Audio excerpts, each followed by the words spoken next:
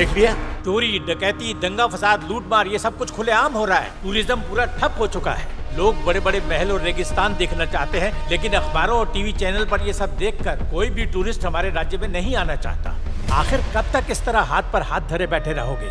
सारे अखबार, TV channel सरकार पर कीचड़ उछालने में लगे हुए हैं। हमें ये गुंडागर्दी, चोरी चकारी, कत्ल सब रोकना होगा। ऑफिसर्स, इसका हल है तुम्हारे पास? पुलिस को पावर दे दीजिए।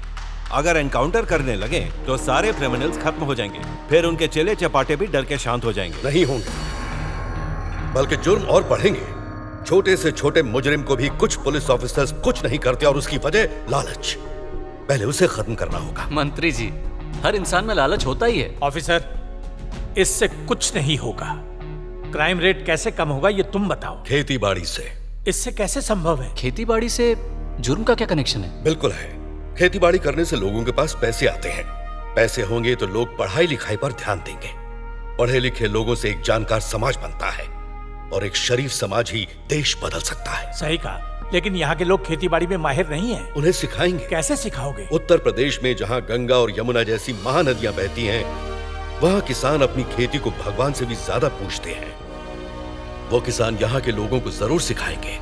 आपको मंजूर हो तो वहाँ के किसानों को ये काम सौंप सकते हैं। मुझे मंजूर है, शुरू कर दो। राजस्थान सरकार ये 5000 एकड़ की जमीन आपको 30 सालों के लिए देती है। इस जमीन पर खेती बाड़ी करके अगर आप अपने मुनाफे का एक छोटा सा हिस्सा कर के रूप में सरकार को देंगे तो 30 साल बाद सर्वे ऑफ इंडिया एक्ट के अनुसार ये जमीन आपकी हो जाएगी।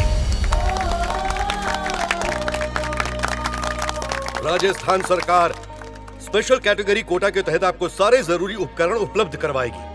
आप तरक्की करेंगे और साथ ही हमारे राज्य का विकास करेंगे। मंत्री जी, आप हम किसानों को इतनी दूर लेकर आ गए, आपकी बहुत मेहरबानी। हजारों एकड़ जमीन देकर हमारा भला किया। हम आपका ये एहसान कभी नहीं भूलेंगे। अपनी आखिरी सांस तक हम जी जान से मेहनत करेंगे। इस जमीन को उपजाऊ बनाएंगे, फसल उगाएंगे। ये कागज इन 500 परिवारों के लिए है। जमीन समान रूप से बांटी गई है। बहुत बहुत धन्यवाद। इस तरह कई साल बीत गए। मंत्री वीरेंद्र नाथ ठाकुर की सलाह रंग लाने लगी। उत्तर प्रदेश के मेहनती किसानों ने राजस्थान की जमीन को उपजाऊ बनाया और जल्दी वहां फसलें लहलहाने लगी। मालपुरा के किसान भी उनके नक्शे कदम पर चलकर एक खुशहाल जिंदगी जीने लगे। गांव में सूखे और भूख की समस्या खत्म हो गई। धीरे धीरे वहां के लोग समझदार और सभ्य बन गए, लेकिन जुर्म अब भी हो रहे थे। फर्क सिर्फ इतना था कि वारदातें छोटी मोटी हो रही थी।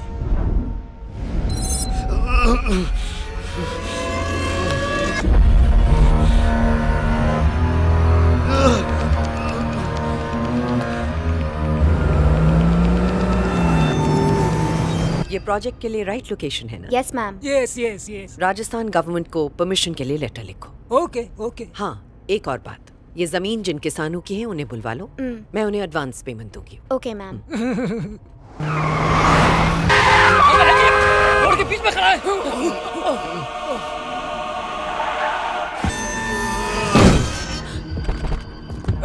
अरे मरने के लिए यही गाड़ी मिली थी। ए हटाओ इसे कोई। देखो ये जिंदा तो है ना? सांस चल रही है मैडम। इसे कार में लेटाओ। पर क्यों? बोली ऐसे तो क्रिमिनल लगता है। बेकार में इस आफत को हम क्यों गले लगाए? ये भले ही क्रिमिनल क्यों ना हो, है तो एक इंसान ही ना। इतनी अकल नहीं है तुम्हें?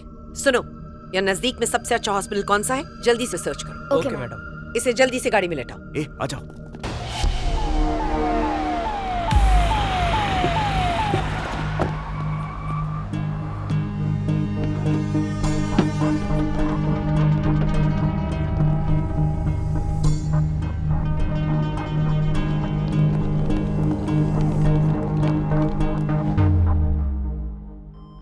धीरे धीरे अपनी आंखें खोलो।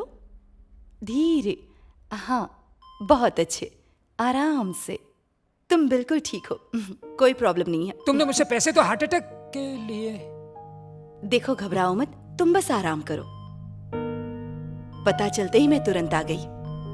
तुम्हें कुछ हो और मैं ना हूं, ऐसा हो सकता है क्या?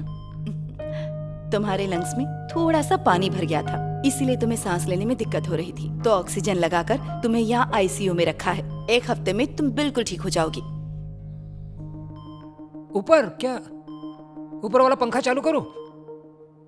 नहीं नहीं नहीं, एसी कमरा है ये। ओह, मैं समझ गई। पिछले हफ्ते आपने जिसको यहाँ एडमिट करवाया था, आप उसी के बारे में बात कर रही हैं ना? ओके, वो भी यही है।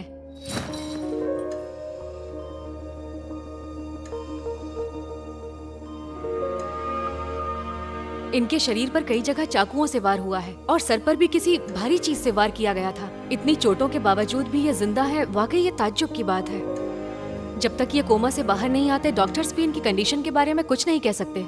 इनका कोई अपना इनके लिए दिल से दुआ कर रहा है। उन्हीं दुआओं की वजह से आज ये जिंदा है। मैडम घबराओ मत, मैं ख्याल रखूंगी तुम दोनों का। दीदी, हमारे कंपनी के सारे एम्प्लॉयर्स और मैं दिल से दुआ करेंगे कि आप बहुत जल्दी ठीक हो जाए। वैसे तो मैं घूमने के लिए स्विट्जरलैंड जाने वाला था, लेकिन आपकी तबीयत की वजह से मैंने कैंसिल कर दिया। मुझे स्विट्जरलैंड जाने के लिए कह रही है बाहर। आप जाइए यहाँ से। ठीक है, बाहर चला जाता हूँ। ये कैसा हॉस्पिटल है रे? एक नंबर हॉस्पिटल है। मैंने उसके क्रियाक्रम का सारा सामान ले लिया, अब उस पर तुझे लिटा के तेरी अर्थी निकालू क्या मैं? हाँ? अरे मैं क्या करता, तुम्हारी फैमिली डॉक्टर ने बीच में आके सारा प्लान चौपट कर दिया, इसलिए दोबारा ट्राई करना पड़ेगा। लेकिन तुमने जो मेरे से पैसे लिए उसका क्या? अरे टेंशन क्यों ले रहे हो, आज रात ही उसका गेम बजा डालूंगा। मैं अपने होटल जा रहा हूँ आज रात। एशियन ग्रुप ऑफ कंपनीज की एमडी गरीबों की मसीहा सरोजिनी नायडू मर चुकी है। ये ब्रेकिंग न्यूज आनी चाहिए। ठीक है, चलो जाओ।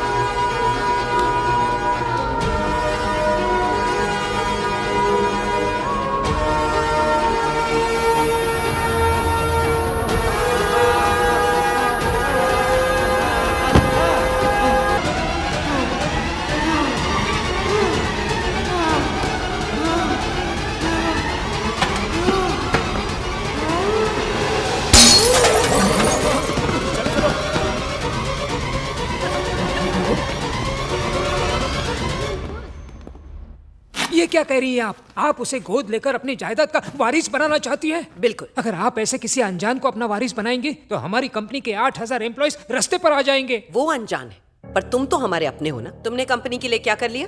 फिर भी तुम्हें आज तक झेल रहे हैं ना हम। एक्चुअली सरू, उसके शरीर पर इतने घाव देखकर मुझे भी लगा कि वो एक बहुत बड़ा क्रिमिनल है।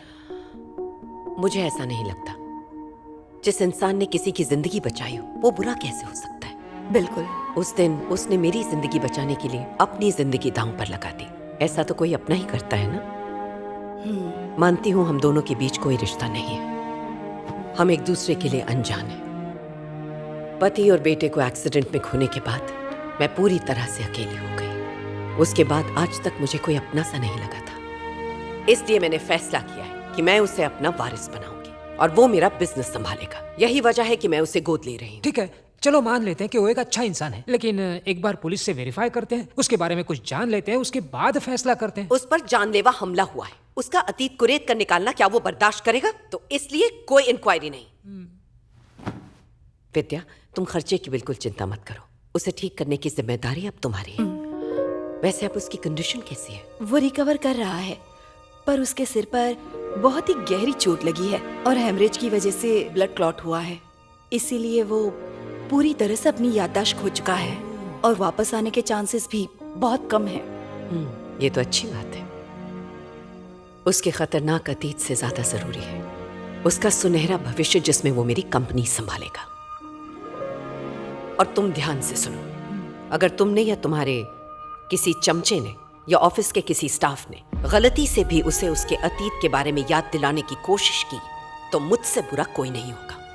हमारी जितनी भी फैमिली फोटोग्राफ्स हैं, उनमें मेरे बेटे की फोटो की जगह उसकी फोटो लगाओ और उसे यूएस भेजने की तैयारी करो आईटी ट्रेनिंग के लिए। देवा रे देवा। क्यों, अब क्या हुआ? कोई तकलीफ है तुम्हें? नहीं, मैं तो ये कह रहा था कि आप कितनी दिलदार हैं। मैं उसे भेजने की तैयारी करता हूँ। मुझे तो यूएस भेजा नहीं था ट्रेनिंग के लिए। और सुनो, यस, उसने नाम पूछा तो क्या बताओगे? जो भी आप कहें। उससे कहना उसका नाम अर्जुन प्रसाद है। चलेगा। एक बात और, आईसीयू में जिसने भी मुझ पर हमला किया, पुलिस से कहो इंक्वायरी करें और शाम तक मुझे रिपोर्ट चाहिए। ठीक है, मेरी तो किस्मत ही खराब है। चलो मैं तुमसे बाद में मिलती हूँ। थैंक यू विद्या। सरू, मुझे उसकी जेब से ये वॉलेट मिला है।